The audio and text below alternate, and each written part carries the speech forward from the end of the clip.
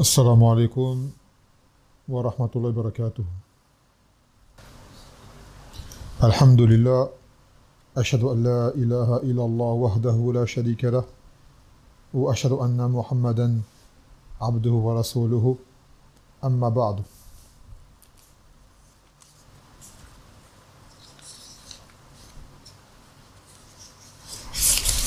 في الدرس الماضي أخذنا باب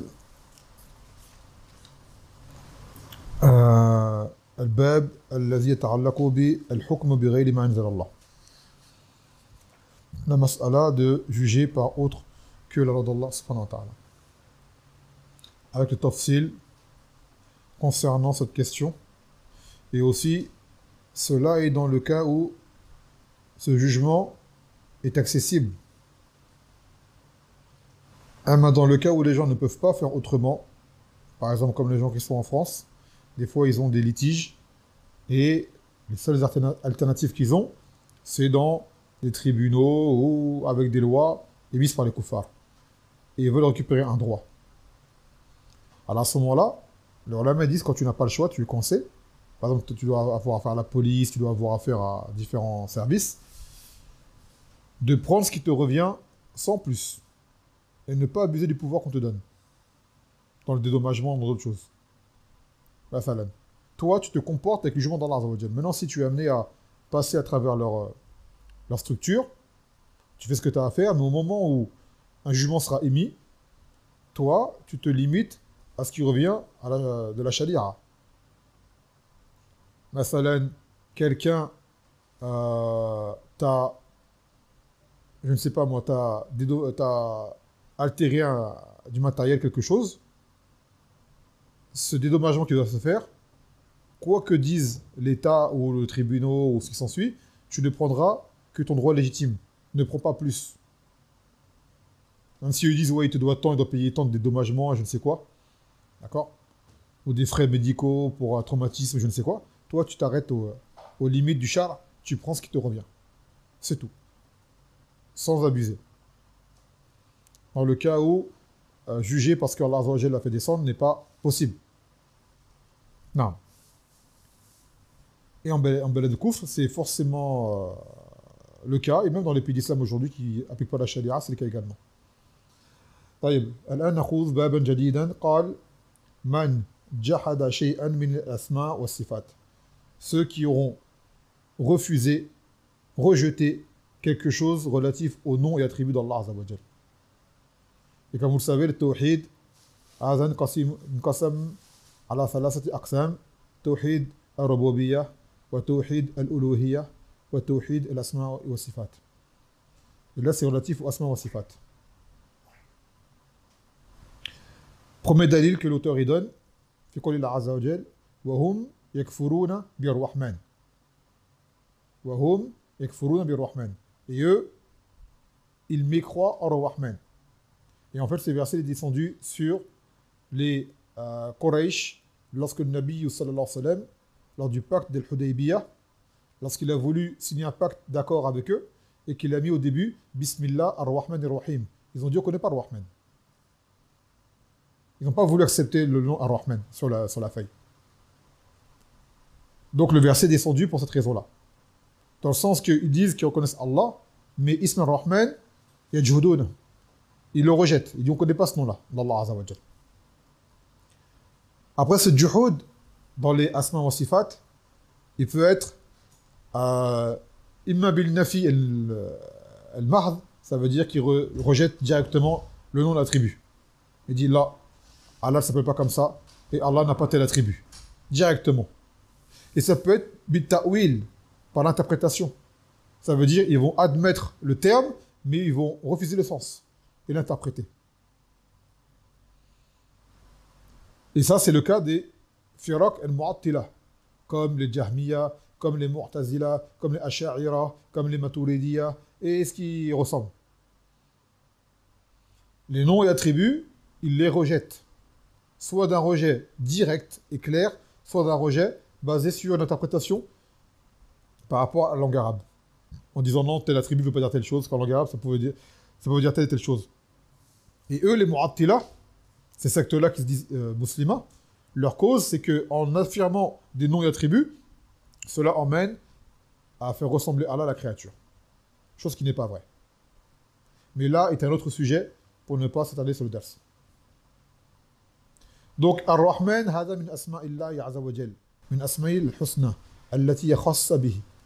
Ar-Rahman, ce sont parmi les noms qui sont spécifiques à Allah Azza wa Jal, qui n'ont aucune part pour la créature. Car certains noms d'Allah Azza wa Jal, on peut nommer la créature ou la décrire avec. Rahim, quelqu'un peut être Rahim. Ghafour, quelqu'un peut être Ghafour. Alim, quelqu'un peut être Alim.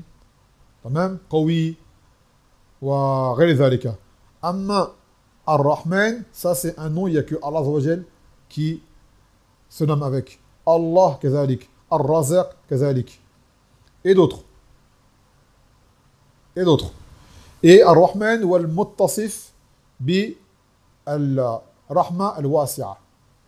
Et celui qui est paré de la miséricorde immense et large. Et Ar-Rahim والذي يوصل رحمته لمن شاء من عباده أو من المخلوقات. Et Ar-Rahim est celui qui fait parvenir la miséricorde à qui il veut de ses créatures. Donc Rahma, c'est un attribut relatif à Allah lui-même. طيب, min dhatihi. C'est plus un attribut au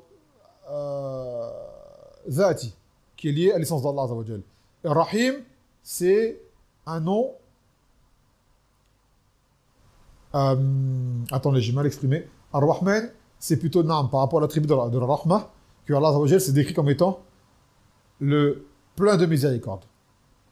En français, c'est assez maigre, mais bon.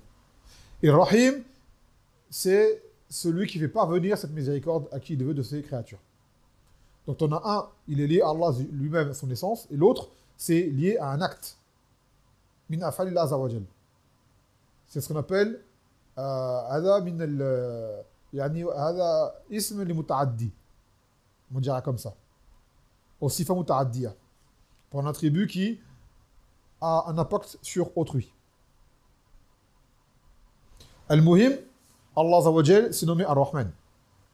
Donc, il n'est pas permis de rejeter ce nom, ni de l'interpréter ou autre. يقول في الشرح الإجمالي يخبرنا الله سبحانه وتعالى في هذه الآية أنه قد أرسل رسوله محمدا صلى الله عليه وسلم إلى هذه الأمة ليخبرهم أو ليخرجهم من الظلمات إلى النور كما أرسل إلى الأمم التي قبلها وأن على رسوله أن يبلغ ما أوحي إليه من الرسالة حتى إن جحد الكفار ما جاء به فنافوا أسماء الله وصفاته وأن عليه أن يستمر في إعلان التوحيد متعمدا أو معتمدا على الله في جميع أموره راجعا إلى ربه في كل ما يهمه. Donc Allah nous informe dans ce verset qu'il a envoyé, parce qu'en fait à la base là j'ai lu juste le shahid du verset, du matn, et l'auteur a mis le verset dans son intégralité. Et là j'ai lu que la partie qui est dans le matn de base. Mais bon, on va lire quand même le sharh. Que Allah Azza wa Jal a envoyé son messager Mohammed sallallahu alayhi wa sallam dans cette communauté, afin de les sortir des ténèbres vers la lumière. Et il a envoyé, comme il a envoyé dans chaque communauté, des messagers auparavant. Et il revient au messager de retransmettre ce qui lui a été révélé. Comme message. Même si les gens viendraient à rejeter, et là on parle des koufars, à rejeter les noms d'Allah et ses attributs. Il doit quand même continuer à informer le tawhid en se reposant, en se basant, en plaçant sa confiance en Allah Azza wa Jal et dans toutes ses affaires et revenant à son Seigneur dans ce qui l'incombe. Donc ça veut dire, toi, ne porte pas, ne donne pas d'intérêt aux koufars qui rejettent ton message.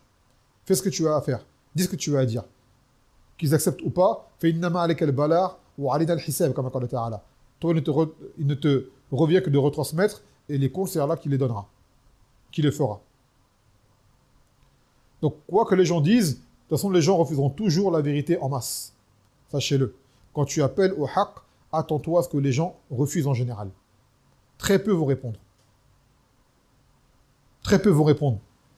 Et ensuite, au fur et à mesure, avec le temps, Allah, Inch'Allah, fera que dans ta da'wah, il y aura une baraka et que 1, 2, 3, 4 personnes finiront Comment l'expliquer? Il y a des messagers et des prophètes qui sont venus sans aucun suiveur. Certains avec 2, certains avec 3, et ainsi de suite. يقول الفوائد إنكار شيء من أسماء الله وصفاته كفر, le fait de rejeter quelque chose des noms d'Allah et de ses attributs, cela est du kufr. Ce n'est même pas rejeter tous les asma, toutes les sifat, ne serait-ce qu'un ism que Allah Azza wa Jal s'attribue à lui-même, ou une sifat par laquelle dont il se part, tu la rejettes, cela est du kufr. Car cela revient à démentir la révélation. ثانيا إثبات اسم من أسماء الله تعالى وهو الرحمن ويتضمن صفات الرحمة اللائقة بجلاله. Et qu'on y voit l'affirmation du nom d'Allah qui est Ar-Rahman, qui lui-même renferme l'attribut de la Rahmah tel qu'en convient Allah Azza wa Jal. يقول مناسبة الآية للباب وللتوحيد, la relation du verset par rapport au chapitre et par rapport au tawhid. حيث دلت الآية على أن إنكار شيء من أسماء الله وصفاته كفر وذلك ينافي توحيد الأسماء والصفات. Ce verset vient pour montrer que celui qui rejette quelque chose des noms d'Allah et de ses attributs, cela est de la mécréance, car cela s'oppose au tawhid des noms et attributs. Alors que Allah Azza wa Jal, on doit l'unifier dans sa seigneurie, dans sa divinité et dans ses noms et attributs. Donc comment l'unifier si on rejette ce qu'il dit sur lui comme nom et comme attribut? طيب, deuxième dalil. في صحيح البخاري قال علي رضي الله عنه حدثوا الناس بما يعرفون أتريد أن يكذب الله ورسوله. Il a dit, Ali رضي الله عنه, parlez aux gens comme ils comprennent, de ce qu'ils connaissent. Voulez-vous que Allah et son messager soient démentis? Et là, c'est un athar qui est très important, très très important, également qui doit être appliqué dans plein de domaines dans la religion, dans la darwa, de parler aux gens selon leur niveau de compréhension et selon leur connaissance. Car cela, lorsque tu parles aux gens d'une chose qu'ils ne connaissent pas, le premier réflexe qu'ils vont avoir, c'est le rejeter. Et il se peut utiliser avec une chose qui est vraie, et comme eux ne vont pas l'accepter, alors ils vont remettre en question la parole d'Allah et celle de son messager. Et l'erreur viendra de qui? Du prédicateur qui aura parlé, qui aura causé le fait d'avoir cité des choses que les gens n'ont pas admis encore. D'ailleurs, le Nabi sallallahu alayhi wa sallam, il avait dit à Aïcha, Laula anna qawmak hadith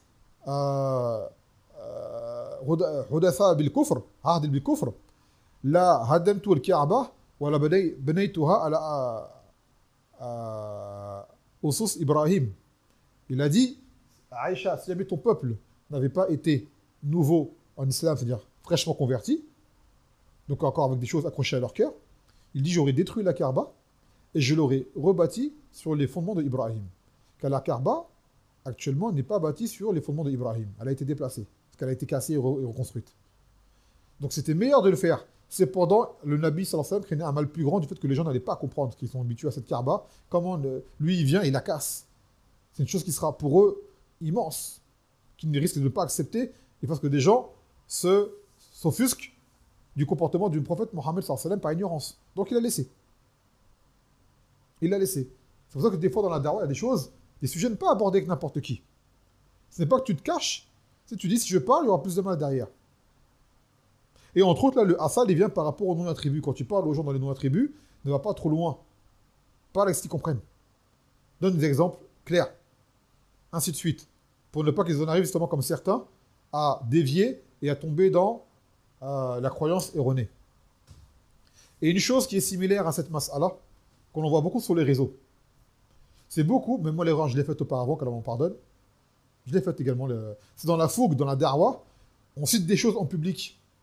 Des choses qui vont amener à ce que des gens, comme les koufars, réagissent mal et se mettent à insulter la religion et insulter Mohammed sallallahu alayhi wa sallam. Alors le verset, j'ai oublié sur le moment. Je ne me rappelle plus trop bien, dans le sens de n'insultez pas les gens qui invoquent autre que Allah Azza wa Jal, car cela viendrait à ce qu'eux-mêmes insultent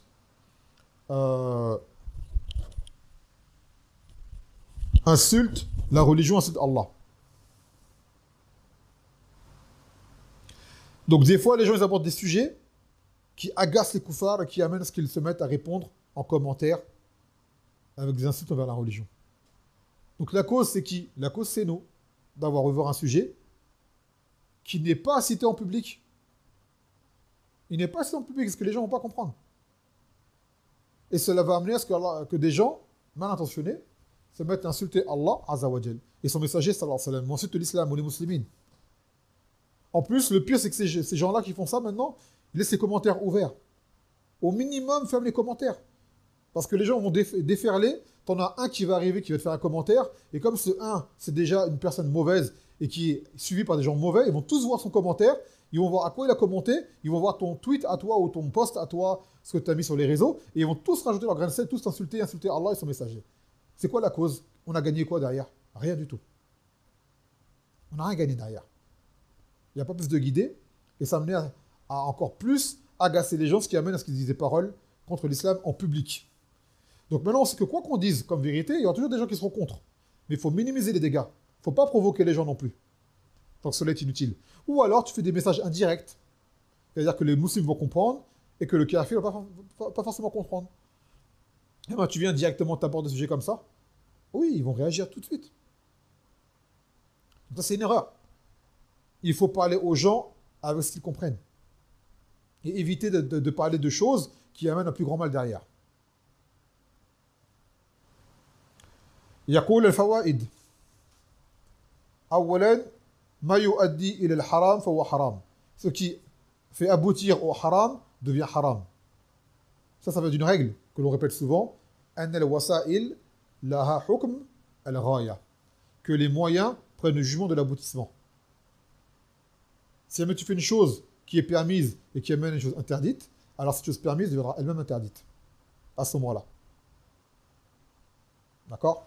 Par exemple, tu prends ta voiture pour aller dans un lieu qui est haram, tu vas à un concert de musique par exemple, et bien tout trajet en voiture que tu auras fait, c'est haram sur toi. Bien que prendre la voiture, c'est une chose qui est permise de base. Mais là, tu as pris ta voiture pour faire une chose qui est haram. Donc, ton trajet en voiture, ça sera que des péchés pour toi. ثانيا لا يجوز تحديث الناس بما لا تدركه عقولهم, qu'il n'est pas permis de parler aux gens avec ce que leur raison ne cerne pas. C'est l'exemple, demain tu vas prendre un enfant, tu prends un enfant, tu lui dis, un exemple, hein, je vais te faire un cours de mathématiques aujourd'hui. Il dit d'accord. Un enfant de 6 ans, par exemple. Un enfant de 6 ans. Et tu commences à lui faire au tableau, tu lui fais des équations. Il va te faire des yeux l'enfant, tu vas le faire faire des mathématiques toute sa vie. L'enfant n'est pas prêt aux équations. Il ne sait même pas encore c'est quoi une addition. Tu lui parles d'équations. Donc toi, fais les choses avec sagesse, donne-lui à son niveau de compréhension. Si tu commences par un niveau qui est trop haut pour lui, tu vas le faire fuir de cette science. Et il va dire, les mathématiques, je déteste cela. Parfois que j'ai essayé, j'ai rien compris, ça me paraît trop impossible. Non, c'est parce que tu as mis un truc qui n'était pas à ton niveau, c'est tout. Donc en religion, c'est pareil. Les gens, on leur parle des choses en mesure de leur niveau de connaissance. Ne pas commencer à détailler, à partir dans tous les sens, dans toute l'explication, pour des gens qui ont déjà des bases, elles ne sont même pas encore assimilées. Tu vas faire fuir les gens. Non. يقول مناسبة الآثار للباب وللتوحيد. La relation du récit par rapport au chapitre et au tawhid. حيث دل الآثار على منع تحديث الناس بما لا تدركه عقولهم ومن ذلك تفاصيل والتوسع في أسماء الله وصفاته لأن ذلك قد يؤدي إلى إنكارها وهو كفر بها وذلك ينافي توحيد الأسماء والصفات. Donc il dit que ce athar nous enseigne qu'il n'est pas permis de parler aux gens avec ce que leurs raisons ne pourront pas cerner, en mettant plein de détails ou en faisant trop d'approfondissement, je m'excuse, dans les noms d'Allah et ses attributs. Car cela va amener à ce que les gens rejettent ces noms et ces attributs. Et cela de la mécréance. Donc par ta maladresse, tu vas causer que les gens fassent du kufr. C'est triste quand même. Tu es censé les appeler et leur enseigner, et au final, tu leur fais tomber dans ce qu'il y a de pire encore. Et donc cela, bien sûr, s'oppose au tawhid des noms et attributs. Non. طيب. Troisième dalil. روى عبد الرزاق عن معمر عن ابن طاووس عن أبيه عن ابن عباس رضي الله عنه أنه رأى رجلا انتفض لما سمع حديثا عن النبي صلى الله عليه وسلم في الصفات استنكارا لذلك فقال ما فرق هؤلاء وفي رواية ما فرق هؤلاء وفي رواية ما فرق هؤلاء يجدون رقة عند محكمه ويهلكون عند متشابهه. Il dit, Ibn Abbas, qu'il a vu un homme frémir lorsqu'il a entendu un hadith du Nabi sallallahu alayhi wa sallam qui cite des attributs d'Allah azza wa jal. Et cela par rejet. Il n'a pas approuvé ce hadith. Et donc de là, Ibn Abbas, il a dit, ces gens-là, dans une version, lorsqu'on dit mafarraka, ha'ulai, ce serait, ces gens-là n'ont pas distingué. Et dans une autre version, ce serait, ces gens-là n'ont pas compris. Ces gens-là n'ont pas compris. Ils trouvent de l'acceptation dans les choses claires de la religion et ils périssent dans les choses équivoques. Alors que les deux proviennent de la même source. Donc si tout vient d'Allah Azza wa Jal, tu n'as pas à douter de quoi que ce soit. Là, le muhkam, c'est une chose qui est claire. D'accord? Comme un verset que Allah Azza wa Jal va dire qui est clair. Mathalan, dans le Coran, Allah il dit Ar-Rahman ala al-Arash istawa. C'est le Rahman qui s'est élevé au-dessus du trône. Dans le Coran, Allah il dit Amintum man fis sama. Avez-vous cru que celui qui est dans les cieux? Alors là-bas, c'est au-dessus des cieux. On dit dans les cieux, en français, aux cieux. Mais c'est au-dessus des cieux. Donc ces versets sont clairs pour dire qu'Allah Azza wa Jal, il est au-dessus des cieux. Et dans d'autres versions, dans d'autres hadiths, dans d'autres versets, il va dire Wa huwa ma'akum aynama kuntum. Il est avec vous où que vous soyez. Donc là, quelqu'un va dire alors il est partout, ça veut dire alors. Ça, c'est un verset mutashabih, à équivoque. Et bien, chez les gens de la Sunna, qu'est-ce qu'on fait? Les versets ou hadiths mutashabih, on les ramène et on les explique par les versets ou hadiths qui sont clairs. Alors que les gens de la bid'a, eux, ils se concentrent sur les choses équivoques pour perturber les gens. Donc là, ce hadith, ou plutôt ce asar de Ibn Abbas, dit, à la base, ce muhkam, c'est-à-dire cette parole qui est claire, que ce soit verset ou hadith, et ce mutashabih qui est équivoque, les deux sont la même source qui est la révélation. Donc tu n'as pas à en accepter un et rejeter l'autre. Mais l'autre, juste, a besoin d'éclaircissement peut-être.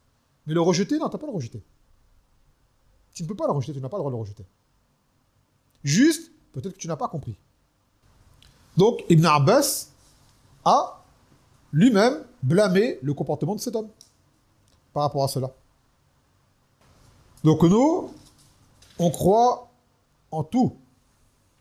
D'accord? On croit en tout. Kullun min indillah. Yaqul al-fawaid. Wujub inkar al-munkar, qui est obligatoire de réprimander le blâmable, comme l'a fait Ibn Abbas par rapport à cet homme. ثانيا وجوب الإيمان بأسماء الله وصفاته, qu'il est obligatoire de croire en Allah, plutôt en ses noms et attributs. ثالثا وجوب الإيمان بالمحكم والمتشابه معا, qu'on doit croire aux deux, le muhkam, c'est-à-dire ce qui est clair, le mutashabih, ce qui est équivoque, et ce qui paraît ambigu pour les gens. Les deux, on doit y croire. C'est pas on prend un, on rejette l'autre. Et quand on dit rejeter, ça peut être rejeté directement, ou rejeté, comme on l'a dit au début, par un ta'wil, par une interprétation qui est fausse, qui sort du sens initial. رابعا جواز ذكر نصوص الأسماء والصفات من الكتاب والسنة عند عوام المسلمين وخواصهم, qu'il est permis de citer les textes qui parlent des noms et attributs dans le livre de la Sunna auprès des gens de la masse, des musulmans, et chez les gens particuliers. Ça veut dire qu'en fait, tu peux en parler. Par contre, quand tu en parles, parle de façon à ce que ce soit compréhensible pour les gens. Ne commence pas à t'étaler et à te disperser et approfondir de sorte à ce que les gens ne vont pas comprendre. Tu parles en mesure de leur connaissance. يقول مناسبات الآثار للباب وللتوحيد. La relation du récit par rapport au chapitre et par rapport au tawhid. حيث دل الآثار على وجوب الإيمان بجميع أسماء الله وصفاته وذلك تحقيقا لتوحيد الأسماء والصفات. Donc, la relation qu'il y a entre ce récit par rapport au chapitre Tawhid, c'est qu'il est venu pour montrer l'obligation de croire en tous les noms d'Allah Azza wa Jal et tous ses attributs. Et cela pour concrétiser le Tawhid dans les noms et attributs. Sans quoi, celui qui rejette n'aura pas concrétisé le Tawhid dans l'Isma wa Sifat, c'est-à-dire le Tawhid dans son intégralité. Car le Tawhid dans l'Isma wa Sifat est une partie du Tawhid. Donc rejeter une partie du Tawhid revient à tout rejeter, en réalité. Quatrième dalil, et dernier du bab. قال ولما سمعت قريش رسول الله صلى الله عليه وسلم يذكر الرحمن أنكروا ذلك فأنزل الله فيهم وهم يكفرون بالرحمن. Donc, comme on disait tout à l'heure au début du livre, au début du dars, lorsque Quraysh ont entendu le messager d'Allah citer Ar-Rahman, donc lors du pacte Sulh de Hudaybiyah, ils ont rejeté cela. Ils n'ont pas accepté ce nom. Donc de là, Allah Azza wa Jal a fait descendre le verset wa hum yakfuruna bir-Rahman. Donc cela, on l'a déjà expliqué tout à l'heure, donc il n'y a pas lieu de le redire.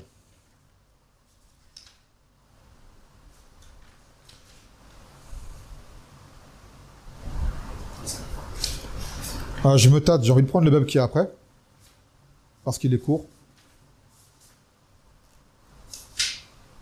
Non, on le prendra demain, Inch'Allah, parce que les deux sont courts. Celui de demain et celui d'après sont courts, on prendra les deux ensemble demain. Non. Taïeb. Et là, pareil, vous voyez, le ders qu'on a fait, il est court, simple, car à la base, Kitab Tawhid, l'auteur l'a fait pour des gens qui rentrent dans ce domaine-là. Donc, en réalité, on pourrait parler de façon bien plus large dans les Asma wa Sifat. C'est des livres entiers qui ont été écrits, des volumes. Là n'est pas le but. Là, c'est une approche. C'est une initiation, comme on dit, à savoir que rejeter une chose des noms-attributs revient à enfreindre le Tawhid dans les Asma wa Sifat, qui revient à enfreindre le Tawhid dans son intégralité. Non. Et après, en ce qui concerne les sectes et leurs ambiguïtés, et ainsi de suite, ça c'est dans d'autres kutub. Dans d'autres kutub. Inch'Allah ta'ala. فنكتفي بهذا القدر نقول سبحانك وبحمدك لا إله إلا أنت أستغفرك وأتوب إليك والسلام عليكم ورحمة الله وبركاته.